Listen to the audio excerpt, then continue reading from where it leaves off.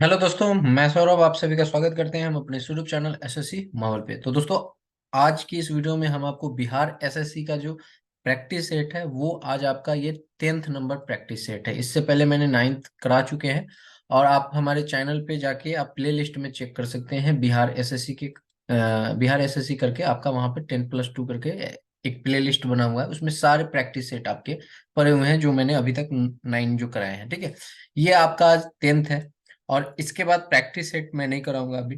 फिर मैं आपको चैप्टर वाइज जो है वो वीडियो आपको प्रोवाइड कराऊंगा जिससे कि आपके हर एक चैप्टर की जो है वो प्रिपरेशन हो जाए। ठीक है, तो अगर आपको वीडियो अच्छी लगे और ये वीडियो अच्छी लगेगी तो वीडियो को जरूर लाइक कीजिएगा और चैनल को जरूर सब्सक्राइब कीजिएगा, क्योंकि चैनल सब्सक्राइब करने से होगा क्या कि जब भी मैं वीडियो अपलोड करूंगा तो उसका नोटिफिकेशन आपके पास जाएगा और आप हमसे जुड़कर अपनी तैयारी कर सकते हैं। ठीक है, वीडियो पूरा वॉच कीजिएगा, स्किप मत कीजिएगा। जो अच्छे अच्छे क्वेश्चन पूछ, ये सब प्रीवियस ईयर के क्वेश्चन ही है जो मैं आपको प्रैक्टिस में करा रहा हूँ। जो भी क्वेश्चन आपसे पूछे गए हैं वो मैं आपको सॉल्व कराने की कोशिश कर रहा हूँ, वो भी बहुत ही अच्छे से मेथड से।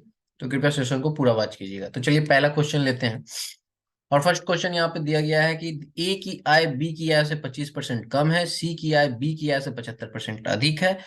यदि ए और सी की आय में अंतर 100 रुपए है तो बी की आय ज्ञात कीजिए। तो देखिए यहाँ पर एक, इस क्वेश्चन को पढ़ेंगे ध्यान से और ध्यान से पढ़ने के बाद इसको बनाएंगे। क्या कहा है कि ए की आय बी की आय से, किसकी आय से?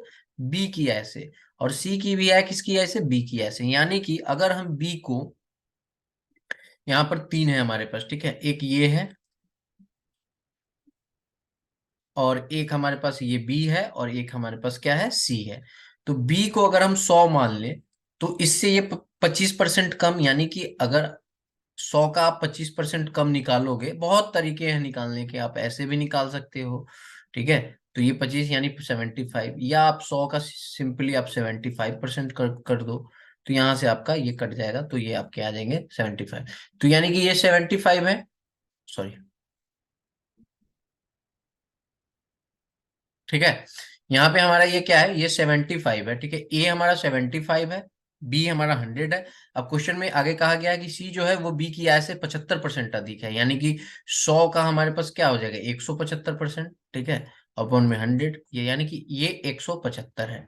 ठीक है, हमने तो यहां तक मान लिया क्योंकि हमने 100 माना है ये बी को।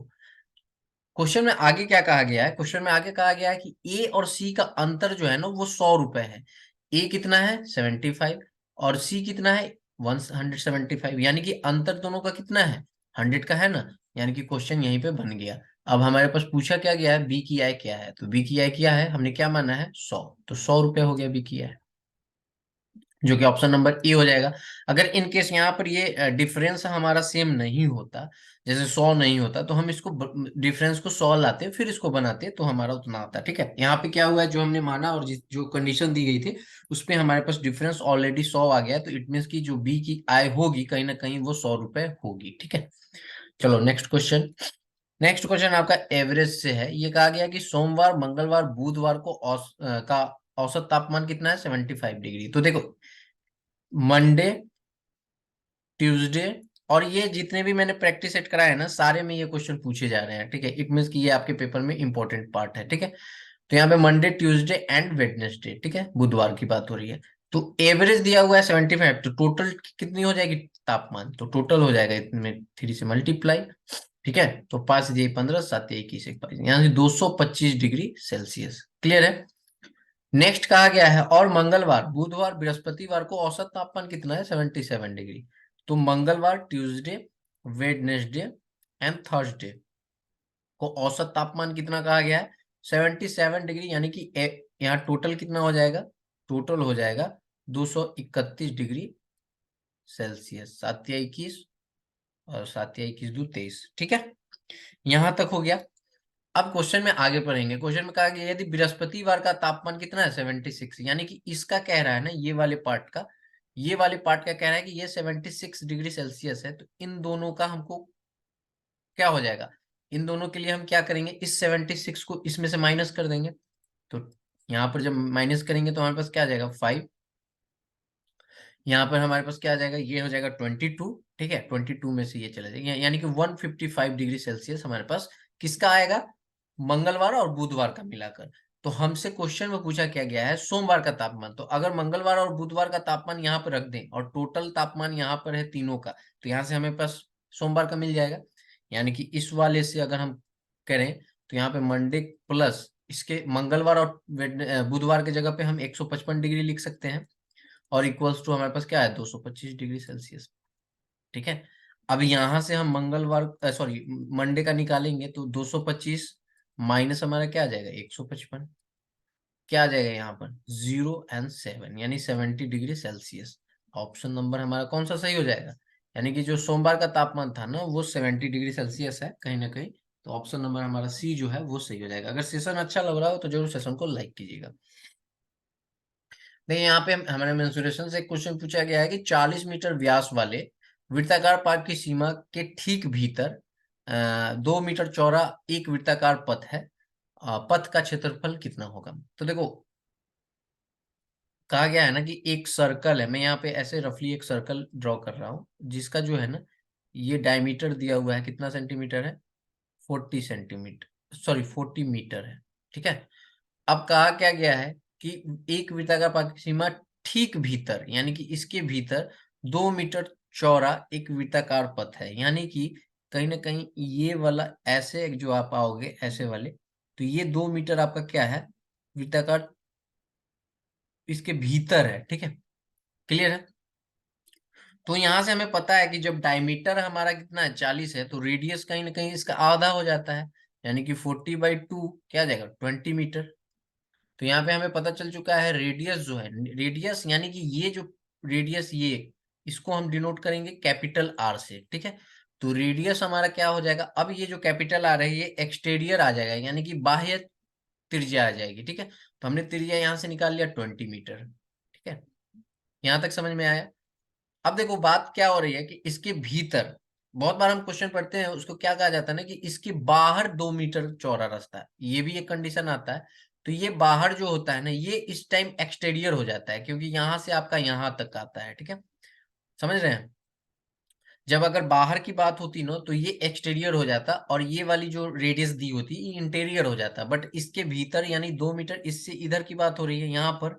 तो कहीं ना कहीं आपका जो ये वाला जो मैंने आपको बताया ये एक्सटीरियर हो गया यानी कि आपके बाह्य त्रिज्या हो गया, और यहाँ से ये वाली जो आप देख पा रहे हैं ये वाला ये जो हुआ दो 2 मीटर इधर हटाकर ये आपका क्या आ गया इंटीरियर आ गया। तो इंटीरियर का क्या हो जाएगा यहाँ पर लंबाई, तो एक्सटीरियर माइनस में 2 क्योंकि 2 मीटर ही इससे इधर आ रहे हैं, तो यानी कि हमारे पास 20 माइनस में 2। आशा करते हैं कि आप ये समझ पाए होंगे। तो इंटीरियर रेडियस जो है हमारे पास 18 मीटर आ गया है, और हमें पता है एरिया का फॉर्मूला, एरिया का फॉर्मूला क्या हो जाता है इस केस में पाई आर स्क्वायर माइनस में आर स्क्वायर। अब इसको हम कैसे लिखेंगे पाई आर प्लस आर इंटू में आर माइनस आर। ठीक है, अब ऐसा क्यों हुआ क्योंकि हमें पता है कि ए स्क्वायर माइनस बी स्क्वायर का फॉर्मूला हमारे पास होता है ए प्लस बी इंटू में ए माइनस बी। क्लियर है। तो ये इस फॉर्मूले से मैंने यहाँ पे पुट किया। अब देखो पाई की जरूरत नहीं है क्योंकि सारे में पाई दिया हुआ है तो पाई को हम एज इट इज रख देंगे। ठीक है, अब यहाँ पे ये 20+18 एंड यहाँ पे ये 20 माइनस में 18, तो ये हमारा क्या आ जाएगा पाई इंटू में ये आ जाएगा 36 इंटू में 2 यानी कि 76 पाई जो है हमारा यहाँ पर मीटर स्क्वायर जो है वर्ग मीटर स्क्वायर, यानी कि यहाँ पे जो एरिया पूछ रहा था ना वो 76 पाई। क्लियर है। ऑप्शन नंबर हमारे पास कौन सा सही हो जाएगा बी।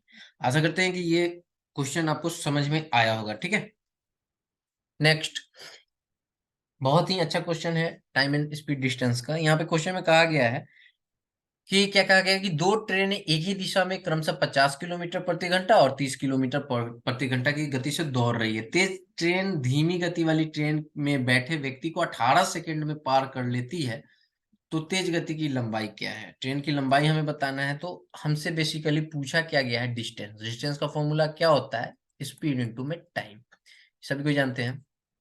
अब देखो एक चीज समझने वाली बात है कि कहा गया दोनों ट्रेन एक ही दिशा में इस स्पीड से जा रही है, यानी कि S1 हमारे पास क्या है 50 किलोमीटर पर आवर। ठीक है, एंड S2 हमारे पास है 30 किलोमीटर पर आवर। ठीक है, अब एक चीज समझने वाली बात है जब एक ही दिशा में जाती है ना तो स्पीड माइनस हो जाता है, तो रिलेटिव स्पीड जो होगा हमारा, ठीक है, यहाँ से रिलेटिव स्पीड जो हो जाएगा हमारे पास क्या आ जाएगा 20, 50 में से 30 जा जाएगा 20 किलोमीटर पर आवर।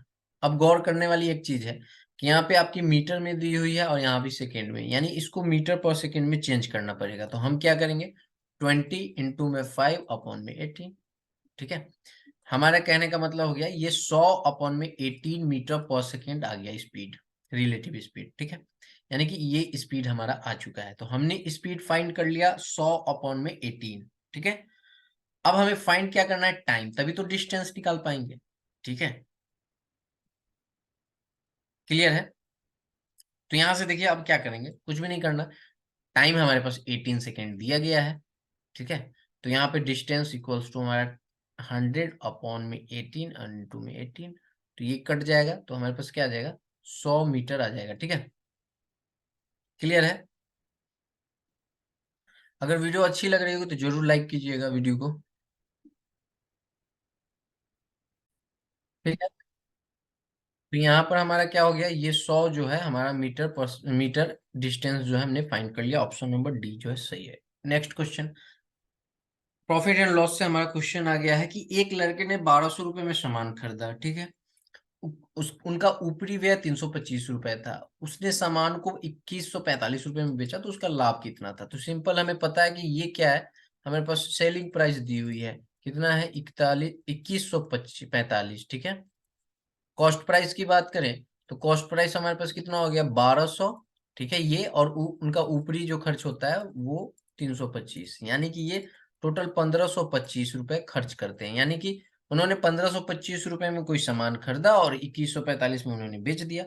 तो बेच, सीधा सीधा सिंपल यहाँ पे हमें पता चल रहा है कि प्रॉफिट हो रहा है। तो प्रॉफिट वही पूछ रहा है कितने का हो रहा है, तो बस 21, यहाँ पर 2145 माइनस में हम क्या कर देंगे, 2145 माइनस में हमारा क्या आ जाएगा, 1525, 0, 2 और 6, 620 रुपए, जो कि ऑप्शन नंबर कौन सा है, बी सही है। क्लियर है। नेक्स्ट क्वेश्चन के ध्यान से पढ़ेंगे, ठीक है। नेक्स्ट क्वेश्चन ध्यान से पढ़िए। हमारे पास यहाँ पर क्या दिया गया है, टाइम एंड वर्क का है। टाइम एंड वर्क का क्या क्या आ गया कि एक्स एंड वाई एक निश्चित कार्य को क्रम से 45 दिन और 60 दिन में समाप्त कर सकते हैं। उन्होंने एक साथ काम शुरू किया, एक्स कुछ दिनों के बाद काम छोड़ देता है, वाई शेष काम को 39 दिनों में पूरा करता है। एक्स ने कितने दिनों बाद कार्य छोड़ा। अब देखो एक्स और वाई जो है वो दोनों अलग अलग एफिशिएंसी से काम करते हैं। तो एक्स जो है वो 45 दिन में करता है और वाई जो है वो 60 दिन में करता है सेम काम को। लेकिन उन्होंने क्या किया कि दोनों ने काम साथ में शुरू किया जो काम था, और जो दोनों साथ में काम किए और कुछ दिन तक काम किया और उसके बाद एक्स छोड़ के चला जाता है। फिर जो शेष काम बचता है वो वाई जो है हमारा वो 39 डेज में करता है। तो हमसे यही पूछ रहा है कि आखिर एक्स और वाई ने कितने दिन मिलकर काम किया, ठीक है। तो सिंपल सा है, सबसे पहले हमारे पास क्या है, एक्स एक्स कितने दिन में कर रहा है, 45 डेज में। वाई कितने दिन में कर रहा है, 60 डेज में। इन दोनों का एलसीएम लेंगे तो हमारे पास टोटल वर्क आ जाएगा। तो एलसीएम हमने लिया तो 180 आ गया। अब यहां से हमारे पास ये 4 की इफिशियंसी से काम करेगा, ये 3 की इफिशियंसी से काम करेगा, ठीक है। अब क्वेश्चन में कहा क्या गया है कि ए और बी मिल जाते हैं, सॉरी एक्स और वाई मिलते हैं, तो एक्स प्लस वाई मिलते हैं तो उनकी इफिशियंसी कितनी हो जाती है, 7। अब ये 7 की इफिशियंसी से ना कुछ दिन तक तो काम करते हैं, ठीक है। ये पता नहीं कितने दिन तक काम करते हैं, लेकिन जो काम करके छोड़ के जाते हैं, रिमेनिंग जो काम बचता है वो कौन करता है, वो वाई करता है। वाई कितने दिन में करता है, तो 39 डेज में। यानी कि टोटल यूनिट ऑफ वर्क अगर वाई की निकाली जो रिमेनिंग था, तो यहाँ पे रिमेनिंग वर्क जो हम निकालेंगे, ठीक है। रिमेनिंग वर्क अगर आपने, यानी कि इसको अगर हिंदी में बोले तो आप इसको लिख सकते हैं शेष कार्य, ओके। शेष कार्य जब आप निकालोगे तो क्या आ जाएगा, 3 × 39। तो यहां से आपका क्या आ जाएगा, 9×3 = 27, 2 3 3 9 2 11, यानी कि 117 यूनिट की जो वर्क थी वो बच गया था एक्स के छोड़ने के बाद, ठीक है। तो एक्स ने छोड़ा तो 117 यूनिट बचा था, तो वो 3 की इफिशियंसी से 39 दिनों में वाई पूरा कर रहा था, ठीक है। तो यानी कि इससे वो पहले कितना यूनिट काम कर दिया था, तो बस 180 में से 117 माइनस कर देंगे, तो हमारे पास कितना बन जाएगा, यहाँ पे बच जाएगा थ्री यानी कि ये 20 और ये 6 यानी 63 यूनिट का वर्क सिर्फ पहले हुआ था। ठीक है, तो देखो 63 यूनिट का वर्क जो है इनिशियली में हुआ था, वो कौन कर रहे थे, एक्स और वाई। एक्स और वाई की इफिशियंसी क्या थी, 7, तो 7 की इफिशियंसी से ये कितने दिन तक किए होंगे 69 वर्क यूनिट, तो 9 डेज। यानी कि ऑप्शन जो हमारा, यानी आंसर जो हमारा वो 9 डेज आ जाएगा, और ऑप्शन नंबर ए जो है वो सही हो जाएगा। आशा करते हैं कि समझ पाए होंगे आप।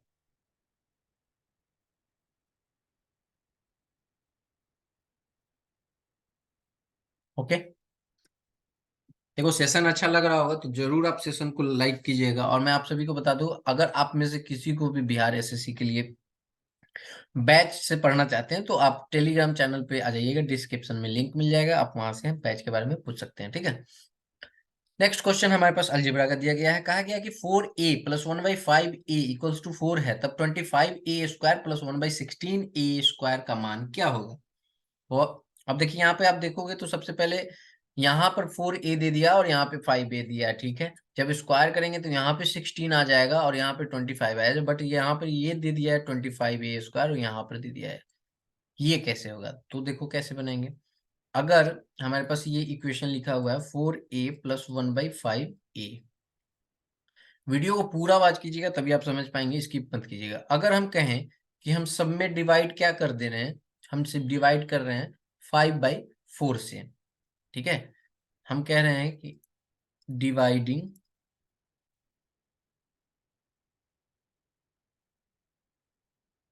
डिवाइडिंग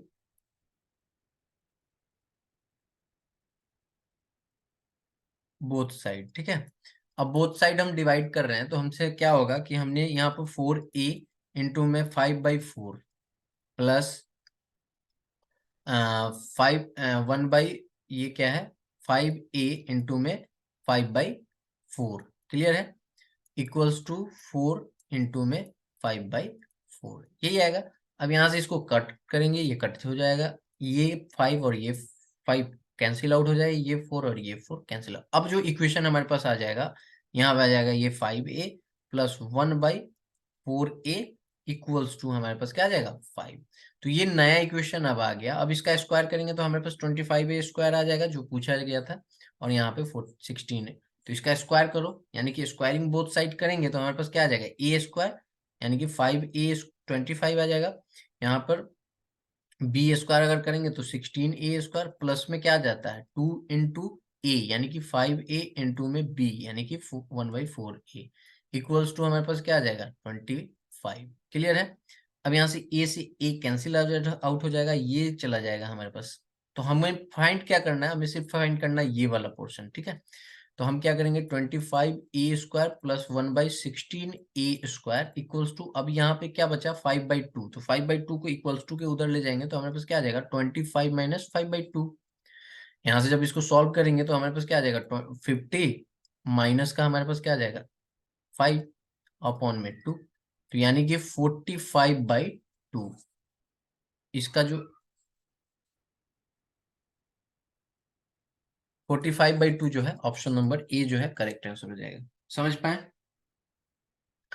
नेक्स्ट क्वेश्चन कहा गया कि एक कॉलेज में लड़के और लड़कियों का अनुपात कितना है, हमारे पास दिया हुआ है 7:8। यदि लड़कियों और लड़कों की संख्या में प्रतिशत वृद्धि क्रमशः 20% और 10% है तो नया अनुपात क्या होगा। यानी कि देखो, बॉयज हैं एंड गर्ल्स हैं, इनका अनुपात क्या है 7:8।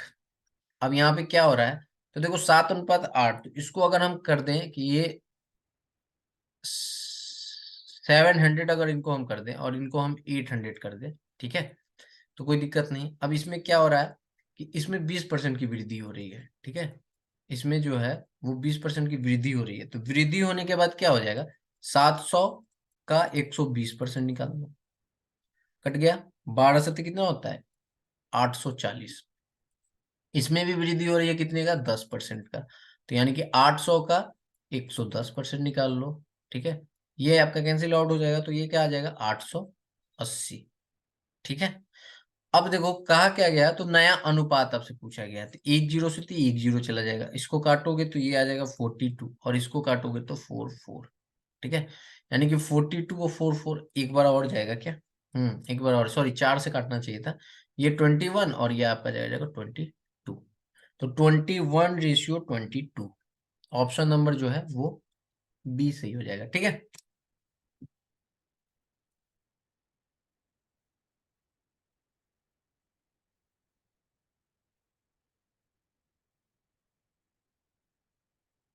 देखो अब हमारे पास एक क्वेश्चन आ चुका है। यहाँ क्वेश्चन में क्या कहा गया है कि x+y-7 = 0। ठीक है, 3x+y-13 = 0, then what is the value of 4x² + y² + 4xy किसके बराबर है? तो देखो यहाँ पर अगर हम इस इक्वेशन को करें तो यहाँ से इसको हम कैसे लिख सकते हैं? x+y = 7 लिख सकते हैं। इसको अगर लिखें तो हमारे पास इसको हम क्या लिख सकते हैं? 3x+y = 13, ये लिख सकते हैं ना। तो अगर हम वैल्यू पुटिंग करें तो एक तो हमारे पास वैल्यू पुटिंग क्या आती है कि इसको अगर हम 3 रखें और इसको अगर हम 4 रखें तो 3 + 4 जो है वो हमारा क्या आ जाएगा? वो हमारा आ जाएगा 7। सेटिस्फाई तो कर रहा है, तो क्या यही चीज इसमें कर रहा है सेटिस्फाई? तो 3 × 3 और प्लस में 4, तो 3×3 = 9 और 4×13, ये भी सेटिस्फाई कर गया। इट मीन्स कि x हमारा क्या है? 3 है, y हमारा जो है वो 4 है, हमने फाइंड किया है। ठीक है, उसी को इस वैल्यू में पुट कर देंगे। 4x² यानी कि 3 का स्क्वायर प्लस y² यानी कि सॉरी y² यानी कि हमारे पास क्या आ जाएगा? 4 का स्क्वायर। ठीक है, प्लस 4x की जगह पे 3 और y की जगह पे 4। तो यहां से अगर हम देखें तो 4 × में 9 प्लस 16/में 4×3 = 12 चुका 48। ठीक है, 48 आ गया। ये 36 + 16 + 48। अब इसको जोड़ लो, जोड़ने के बाद क्या आ जाएगा हमारा? यहाँ पे जोड़ने के बाद हमारे पास आ जाएगा 16। ठीक है, अब इसको जोड़ेंगे तो हमारे पास क्या आ जाएगा? ये देखो 48 और 10 कितना आ जाएगा? 58 × 64, 64 ये 100, यानी कि 100 आ जाएगा हमारे पास। ऑप्शन नंबर डी जो है वो सही हो जाएगा। चलिए, ये वैल्यू पुटिंग से आप इसको बना सकते थे। मिक्सचर एंड एलिगेशन का क्वेश्चन हमारे पास क्या दे दिया है? क्वेश्चन में दिया गया है, क्वेश्चन को बहुत ध्यान से पढ़िए। क्वेश्चन में क्या कहा गया है? क्वेश्चन में कहा गया है कि दूध वाला दूध और जल का मिश्रण तैयार करता है। 15 लीटर मिश्रण में 10% जल है और उसे मिश्रण में कितना जल मिलाना चाहिए ताकि दूध की मात्रा जो है वो 60% हो जाए? तो देखो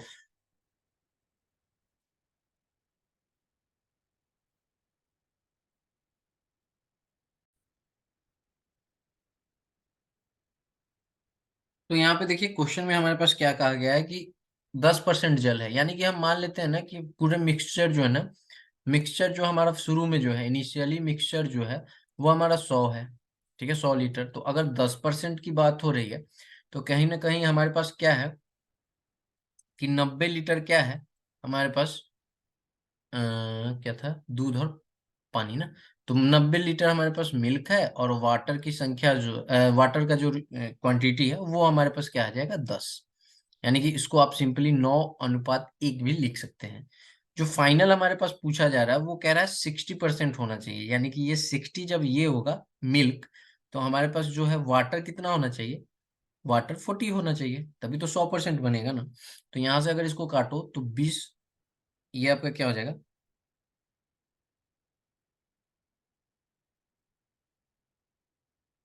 ये हमारे पास आ जाएगा 20×23 = 60 और 20×2 = 40, यानी 2:3:2। तो नया जो मिश्रण आप ऐसे लिख सकते हो कि मिल्क और वाटर का जो रेशियो हमारे पास आया है 9 क्या आ रहा है? 1। एंड यहाँ पे आ रहा है 3:2। ठीक है, जो फाइनली लानी है। ठीक है, अब देखो क्वांटिटी की बात करें तो इस अकॉर्डिंग देखो तो ये हमारे पास 9 और 1 10। ठीक है, 10 आ रहा है, ये 10 लीटर। ठीक है, और यहाँ से हमारे पास क्या होनी चाहिए? ये हमारे पास आ रही है कितनी? 5 लीटर। ठीक है, अब देखो ये जो 10 लीटर है ना, तो 10 लीटर की वैल्यू कितनी दी हुई है? यानी ये कह रहा है 10 लीटर ना होके हमारे पास कितनी लीटर है? हमारे अकॉर्डिंग तो 10 लीटर आ रही है, बट इसके अकॉर्डिंग कितनी लीटर है? 15 लीटर। यानी कि 10 यूनिट की वैल्यू हमारे पास कितनी दे दी हुई है? 15 लीटर। ठीक है, तो एक यूनिट की वैल्यू हमारे पास क्या आ जाएगी? एक यूनिट की वैल्यू हमारे पास 1.5 लीटर आ जाएगी, तभी तो 10 लीटर की वैल्यू 15 लीटर आएगी। क्लियर है? तो हमने फाइंड कर लिया कि 1 लीटर की वैल्यू हमारे पास कितनी आ गई, 1 यूनिट की वैल्यू 1.5 लीटर। तो हमसे पूछा क्या गया है, ये टोटल कितनी है 5। नए मिक्सचर में कितना है, मतलब यही पूछा है ना, तो कितना जल मिलाना चाहिए, सॉरी हमारे पास पूछा है सिर्फ जल की बात। तो जल की यूनिट कितनी है नए मिश्रण में, तो 2 है। तो 1 यूनिट की वैल्यू कितना है,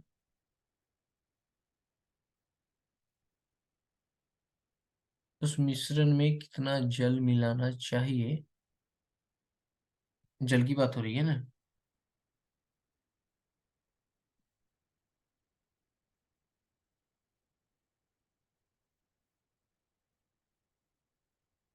how many water should be added. तो यहाँ पर अगर जल की बात हो रही है वाटर की, तो वाटर का तो हमारे पास 2 यूनिट है, यानी कि 3 लीटर हो जाना चाहिए।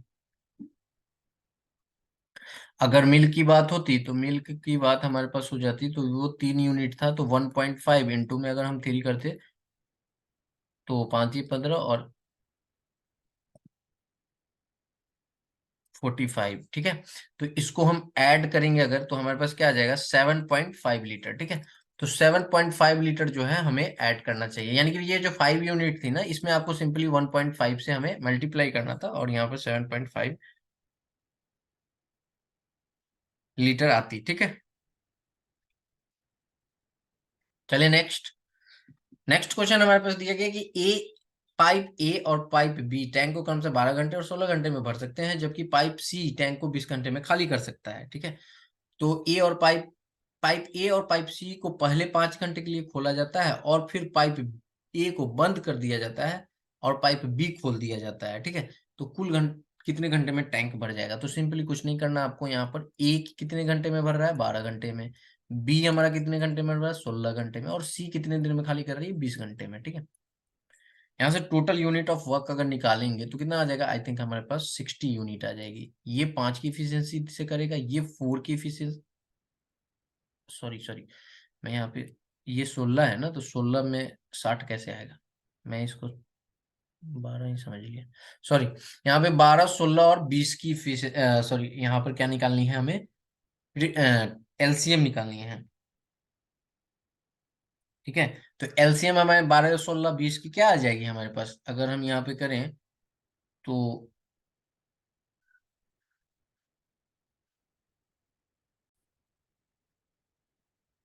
यहाँ पे जब इसका 12, सॉरी यहाँ पे क्या आ गया, 12, 16 और 20 का जब एलसीएम लेंगे तो हमारे पास 240 आ जाएगा। तो इसकी इफिशियंसी हमारे पास क्या आ जाएगी 20 आ जाएगी, इसकी हमारे पास 15 आ जाएगी, और इसकी क्या आ जाएगी, इसकी जो आएगी ना वो -12 आएगी। क्यों आएगी, क्योंकि ये खाली कर रहा है, तो माइनस मीन्स खाली कर रहा है, ठीक है। अब क्वेश्चन को गौर से पढ़ेंगे, क्वेश्चन में कहा क्या गया है कि पाइप ए और सी की बात हो रही है, यानी कि ए की इफिशियंसी बी और सी की इफिशियंसी कितनी है -12, यानी कि ए प्लस सी मिलके टोटल कितनी इफिशियंसी कर रहे हैं, तो 20 - 12 इक्वल्स टू क्या आ जाएगा 8। तो 8 की इफिशियंसी से वो 5 घंटे के लिए कार्य करते हैं, तो 5 घंटे में कितना कर देंगे 40 यूनिट काम कर देंगे। तो यानी इसमें से हम 40 ही माइनस कर देंगे, तो इसके बाद कितना यूनिट बच गया हमारे पास 200 यूनिट काम बच गया। फिर उसके बाद क्या क्या, और फिर पाइप ए को बंद किया जाता है, यानी कि ये अब बंद हो गया, और पाइप बी को खोल दिया, अब बी और सी मिलके काम करेंगे, ठीक है। तो 15 में से 12 चला जाएगा तो कितना आ जाएगा 3। तो सी बी और सी मिलके जब काम करेंगे तो 3 की इफिशियंसी से हमारे पास क्या आ जाएगा, बी प्लस सी हमारे पास क्या आ गया 3 की इफिशियंसी आ गई। 3 की इफिशियंसी से हमें करना है टोटल यूनिट ऑफ वर्क 200। इसको जब डिवाइड करेंगे तो हमारे पास क्या आ जाएगा 66.66 घंटे, ठीक है। तो जो कि ऑप्शन नंबर जो है 36, 18, 2, 36, 18, हाँ ये वाला ऑप्शन नंबर डी।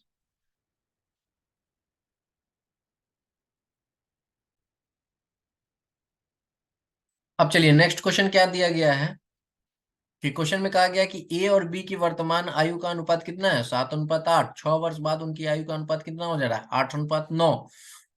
तो वर्तमान आयु में आयु से 10 वर्ष अधिक, सॉरी, यदि सी की वर्तमान आयु ए की वर्तमान आयु से 10 वर्ष अधिक है तो सी की वर्तमान आयु क्या होगा। तो देखो यहाँ पर ए और बी की कितनी दी हुई है, ए और बी की जो है हमारे पास क्या दी हुई है 7:8।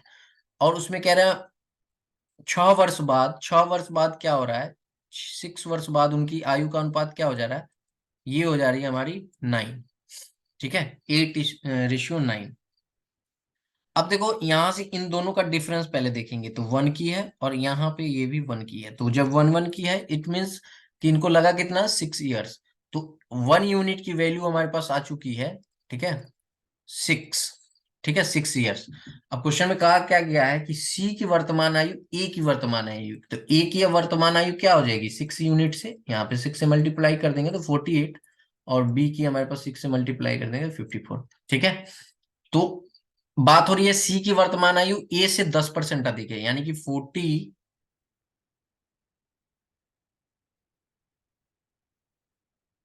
अच्छा अच्छा, ये तो 6 वर्ष बाद, में ये गलत निकाल दिया ना। यहाँ पे वर्तमान की बात हो रही है, तो यहाँ पे इससे होगा यानी 42 आ जाएगा। अब इससे ये 10 वर्ष अधिक है सी, तो कितना आ जाएगा 52, यानी कि सी की जो एज है वो 52 ईयर्स हो जाएगा। मैं भी क्वेश्चन को गलत पढ़ रहा था। नेक्स्ट क्वेश्चन क्या कहा गया है, 2 पुरुष 7 महिलाएं 28 दिनों में काम पूरा कर सकते हैं, जबकि 6 पुरुष और 16 महिलाएं वही काम को 11 दिनों में पूरा कर सकते हैं। तो एक साथ काम करने पे 5 पुरुष और 4 महिलाएं कितने दिनों में काम को पूरा करेंगे।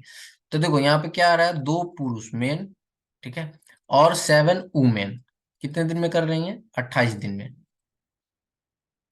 तो सिंपल इसका बनाने का यही तरीका होता है, इसको मल्टीप्लाई कर दो, और यहाँ पर 6 मैन और 16 वुमेन, ये कितने दिन में करें, 11 डेज में। बस यहाँ से यूनिट ऑफ वर्क निकालेंगे, पहले ए और बी की इफिशियंसी निकालेंगे, ठीक है, मैन और वुमेन की। तो यहाँ से हमने देखा कि कुछ कटने वाला है, नहीं कट रहा है, ठीक है, तो 28 दूना 56, यानी कि 56 मैन प्लस 7 8 56, 5 7 दूना 14, 5 19, 196 वुमेन। ओके, इक्वल्स टू यहाँ पे 66 मैन एंड 176 वुमेन। ठीक है, अब मैन मैन एक साथ और वुमेन वाली एक साथ, तो यहां से हमें पता चल जाएगा कि 196 women minus 176 women equals to 66 man minus में 56 मैन। तो यहां से ये हमारा 0 एंड ये आ गया 20 वुमेन इक्वल्स टू हमारे पास क्या आ जाएगा, 10 मैन। ठीक है, तो यानी कि ये कैंसिल आउट हो गया, तो वुमेन अपॉन में मेन कर दो, वुमेन अपॉन में मैन की इफिशियंसी क्या आ जाएगी, 1:2, यानी कि वुमेन की इफिशियंसी 1 और मैन की इफिशियंसी 2। अब यहाँ से टोटल यूनिट ऑफ वर्क कैसे निकालते हैं, या तो इसमें ये वैल्यू पुट कर लो मैन वुमेन की, या इसमें पुट कर लो। तो मैं क्या करता हूँ बेसिकली, मैं आपको ये 11 वाले में पुट कर देता हूँ इसमें। ठीक है, तो मैंने इसमें पुट किया तो 6 मैन, मैन की इफिशियंसी कितनी है, 6 मैन की इफिशियंसी हमारे पास कितनी है, 2। तो 2 हो गया, ठीक है, और यहाँ पे क्या है, प्लस प्लस हमारे पास क्या है 16, वुमेन की इफिशियंसी क्या है 1, ठीक है, इनटू में 11। तो यहाँ से 6 दूना 12 और 16 कितना आ जाएगा, ये 12 एंड 16 हमारे पास कितनी आ जाएगी, 28 इनटू में 11, यही आएगा ना। 28 इंटू में 11 हमारे पास क्या आ जाएगा, 8282, 80 एंड 3, यानी कि 308 जो है वो टोटल यूनिट ऑफ वर्क आ गया। ठीक है, टोटल यूनिट ऑफ वर्क हमारे पास क्या आ गया है, इसको हम लिख सकते हैं, टोटल वर्क हमारे पास आ गया है 308। ओके, अब यहाँ पे हमें करना क्या है कि हमें यहाँ पर पूछा क्या गया है, एक साथ काम करने में 5 पुरुष और 4 महिलाएं, यानी कि 5 पुरुष, तो 5 पुरुष की इफिशियंसी 2 और महिलाएं कितनी है, 4:1, यानी कि टोटल यहाँ पे आ जाएगा 5 दूना 10 प्लस 4, कितना आ जाएगा 14। 14 की इफिशियंसी से इसको काम करनी है, तो 14 की इफिशियंसी 14 दूना 28, 2 14 दूना 28, यानी कि 22 डेज में जो है वो काम पूरा हो पाएगा, 5 पुरुष और 4 महिलाएं अगर करेंगी साथ में तो। ठीक है, नेक्स्ट क्वेश्चन क्या कहा गया है कि के अकेले काम को 20 दिनों में, एम अकेले काम को 30 दिनों में, के और एम एक साथ प्रारंभ करते हैं, लेकिन के प्रारंभ होने के 5 दिन बाद काम छोड़ देता है, शेष काम एम को कितने दिन में पूरा करना पड़ेगा। तो बस के 20, एम 30, एलसीएम कितना आ जाएगा 120, 6, 4, एफिशिएंसी आ जाएगी। कहा है कि के और एम साथ प्रारंभ करते हैं, लेकिन के 5 दिनों के बाद काम छोड़ देता है, यानी कि के प्लस एम जो है वो 5 दिन तक काम करेंगे। तो 10 की इफिशियंसी से 5 दिन काम किए तो कितना हो गया 50, तो रिमेनिंग काम हमारे पास कितना बचेगा 70, यानी कि रिमेनिंग वर्क जो है हमारे पास वो है 70। अब इसको इसको करना है तो बात हो रही है एम की, क्योंकि के तो छोड़ दिया है। तो एम की इफिशियंसी कितनी है 4, तो डिवाइडेड बाई 4, ये 2 35/2, तो 35/2 दे जाएगा। ऑप्शन नंबर ए जो है वो करेक्ट हो जाएगा। सेशन अच्छा लगा होगा तो जरूर सेशन को लाइक कीजिएगा, और अगर आप बैच लेना चाहते हैं तो बैच के लिए आप टेलीग्राम पे आके आप हमसे बैच के लिए पूछ सकते हैं, ठीक है। यहाँ पे कहा गया कि एक संसदीय चुनाव में आदित्य और साबिर दो उम्मीदवार थे। आदित्य को कुल मतों का 50% और साबिर को 12 मतों से हराया। यदि 8% मत अवैध घोषित कर दिए गए तो मतदाताओं की कुल संख्या ज्ञात कीजिए। देखिए, आपको मैंने इससे पहले परसेंटेज के क्वेश्चन में मैंने कराया था, जो कि जीडी वाली क्लास थी, ठीक है। तो वो क्लासेज क्या है ना कि आपको नहीं मिल रही थी लगातार, क्योंकि अभी आपका फेस्टिवल हमारे साथ चल रहा था, दीपावली, छठ पूजा, ये सारी चीजें, इसलिए मैं बिजी था, तो क्लास आपको लाइव जो थी वो नहीं हो पा रही थी। बट आपको क्लासेज अब रेगुलर मिलेंगी, ठीक है, और डेफिनेटली आपको मिलेंगी। तो कृपया आप क्लास को, इसलिए मैं आपको बोल रहा हूँ कि चैनल को जरूर सब्सक्राइब कर लीजिए और क्लास को जरूर ज्वाइन करके रखिए ये चैनल को, ताकि आपको क्लास समय पे मिल पाए, ठीक है। तो यहाँ पे क्या कहा गया कि संसदीय चुनाव में आदित्य और साबिर दो उम्मीदवार थे जिनको 50% मिला, 1200% मत से हराया, 1200 मतों से, तो 8% मत जो है इनवैलिड हो गए, ठीक है। तो सिंपली देखो यहाँ पे क्या है कि जब विनर जो क्या था, आदित्य और साबिर उम्मीदवार थे, आदित्य को कुल मतों का 50% और, ठीक है, तो आदित्य जो है वो, और ये साबिर, तो आदित्य को 50% जब मत मिला, ठीक है, ठीक है, मत का जो है यहाँ पर 50% मत आदित्य को मिला, तो 50% मत किसको मिला होगा, साबिर को मिला होगा, ठीक है। समझ में आया।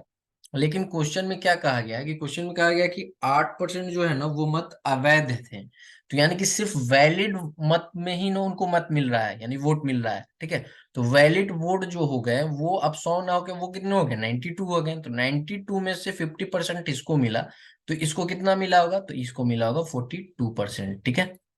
क्लियर है। तभी तो ये हार गया। और इन दोनों का डिफरेंस कितना दे दिया है, डिफरेंस कितने परसेंट का हुआ, तो 8% का, ठीक है। तो देखो वैलिड, हम मान लेते हैं एक्स को वैलिड वोट, ठीक है, पूछा है मतदाताओं की संख्या ना, तो उसको हम मान लेते हैं एक्स, जो वैलिड होंगे वही मतदाता होंगे। तो एक्स इंटू में परा कितना 92%, ठीक है, इंटू में डिफरेंस कितना है 8% का, इक्वल्स टू डिफरेंस हमारे पास कितना दिया है 1200। अब यहां से अगर हम निकालें तो 4 से काटेंगे तो ये आपको यहाँ पर अगर हम 4 से ही काटे तो 4 12, 300, ठीक है, और ये 4 दूना 8, ठीक है, ये आ गया 150, 150, ठीक है, 150, और यहाँ पे मैंने इसको नहीं काटा है, ठीक है, 150 इधर आ गया आपका, ठीक है। 150 डिवाइडेड बाई आपको यहाँ पर करना क्या है 92, ठीक है। यहां तक आपको समझ में आया ना।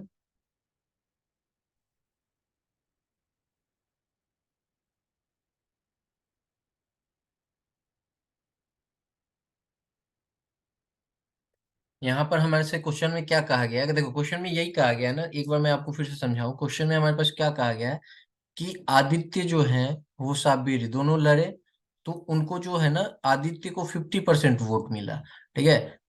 तो साबिर को कहीं ना, क्योंकि वोट तो हमारा सिर्फ 92% ही पड़ा है ना, क्योंकि 8% इनवैलिड हो गए, तो जो भी जीता होगा वो वैलिड वोट का ही वोट पाके जीता होगा ना, ठीक है। तो यहाँ पर अगर इसको सॉल्व करेंगे तो हमारे पास आंसर मैच नहीं कर रहा है। आई थिंक मैं क्वेश्चन कुछ गलत पढ़ लिया हूँ क्या। एक बार मैं फिर से क्वेश्चन पढ़ने की कोशिश करता हूँ, ठीक है। आपके ये दो टाइप के होते हैं, ठीक है। यहाँ पे क्वेश्चन में क्या कहा गया है कि एक संसदीय चुनाव में आदित्य और साबिर दो उम्मीदवार थे। आदित्य को कुल मतों का 50% और 1200 मतों से हरा दिया गए थे। Okay okay. तो देखो टोटल जो थे 92% वोट पड़े, जिसमें जीतने वाले को 50%, हारने वाले को 42। डिफरेंस कितना था 8% का, 8% का जब डिफरेंस था, ठीक है, जब 1% का डिफरेंस, 8% का डिफरेंस था, तो इनका कितना था वैल्यू 1200। तो यहाँ से अगर हम निकालें कि 1% का डिफरेंस हमारे पास क्या आ जाएगा, तो हम कह सकते हैं, इसको काटेंगे अगर, तो 15 × 8 = 120, ठीक है। यानी कि यहाँ पे हमारा 150 आ गया। तो 100%, 150 आया ना, तो 100% की वैल्यू क्या आ जाएगी, 15,000। यही हमसे पूछा था बेसिकली, मैंने इसको वैलिड वोट के पीछे मैं चला गया, जबकि आपसे पूछा था कि मतदाताओं की कुल संख्या क्या है, ठीक है। क्लियर है। ओके, तो सेशन यहाँ पे समाप्त होता है आपका। तो ये कुछ क्वेश्चन थे आपको जो मैंने कराए। तो सेशन कैसा लगा जरूर एक बार कमेंट करके बताइएगा। सारे क्वेश्चन मैंने आपको बहुत ही अच्छे तरीके से बताने की कोशिश की है। और अगर आप बैच लेना चाहते हैं तो आप टेलीग्राम पे जुड़ जाइएगा, आपको डिस्क्रिप्शन में लिंक मिल जाएगा। मिलते हैं अगली वीडियो में, तब तक इतना ही। जय हिंद, जय भारत।